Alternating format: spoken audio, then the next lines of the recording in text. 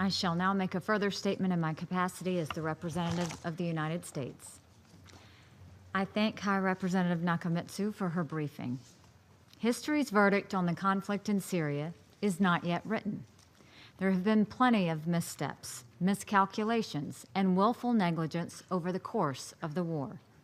There has been evil, there has been honor, and many things in between. I would say it should be a cause of deep shame for the members of the Council who have fought relentlessly to shield the Assad regime from accountability. Instead, those members have made a clear display of their cynicism, their penchant for brutality, and their lack of capacity for shame.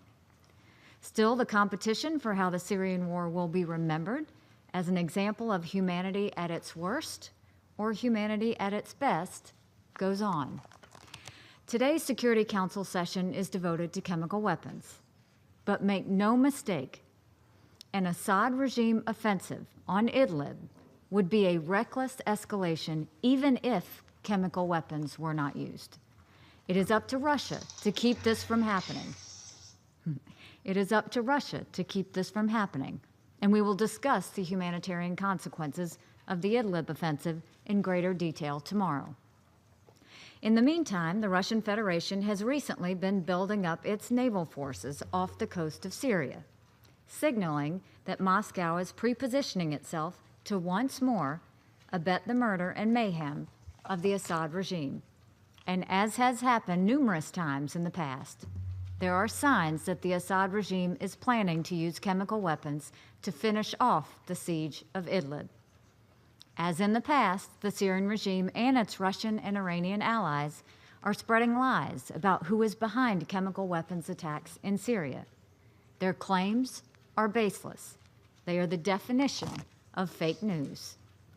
In fact, if the past is any guide, the Syrian and Russian attempts to blame others for the use of chemical agents is an indication that the Syrian regime still believes it can use these horrific weapons with impunity, and an indication that the Syrian regime may be preparing to use these horrific weapons in future attacks. No one, I repeat, no one is fooled. Here are the terrible facts of the war in Syria. 5 years ago, the Assad regime launched missiles containing a cocktail of deadly gas at the people of Ghouta. 1,429 people were killed. On April 4th, 2017, the Assad regime dropped sarin gas from the sky on the people of Khan Sheikhoun. The attack killed over 70 innocent Syrians, including dozens of children. An independent investigative group, the UN-OPCW Joint Investigative Mechanism, found the Assad regime responsible for the attack. The fact that the Russians later succeeded in killing the Jinn doesn't change its conclusions. Their finding was credible, and it was definitive. Assad killed his own people with chemical weapons at Khan Sheikhoun. Then, in April 2018, over 40 people died, and hundreds received treatment for exposure to chemical weapons in Douma.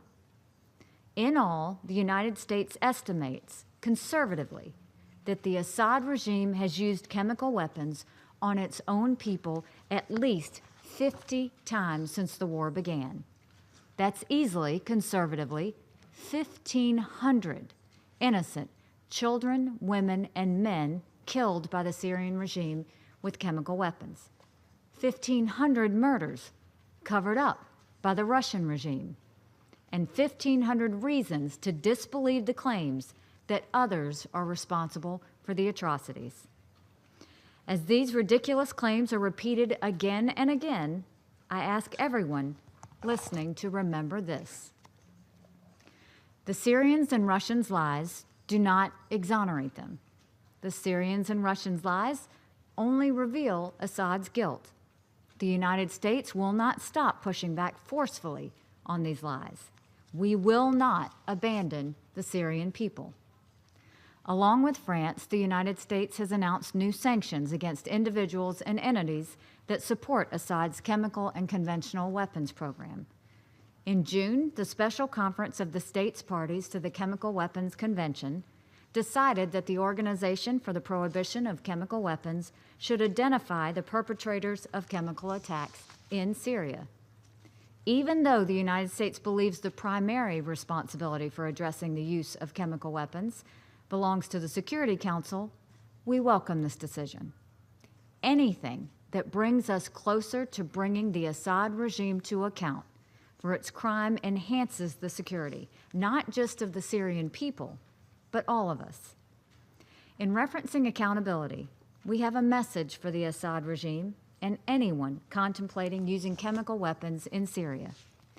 In the past 18 months, I have stood on this floor twice, promising that the United States would respond to the use of chemical weapons in Syria. Both times, this administration followed through. The United States and its allies forced the Assad regime to pay its price for its crimes. So we want to take this opportunity to remind Assad and his Russian and Iranian partners, you don't want to bet against the United States responding again.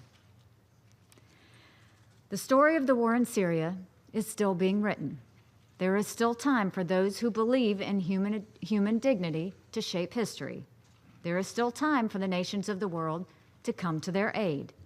And there is still time for those who would commit additional acts of human savagery to reconsider their actions. The choice is theirs, and it will dictate our response in the time and the manner of our choosing. Thank you.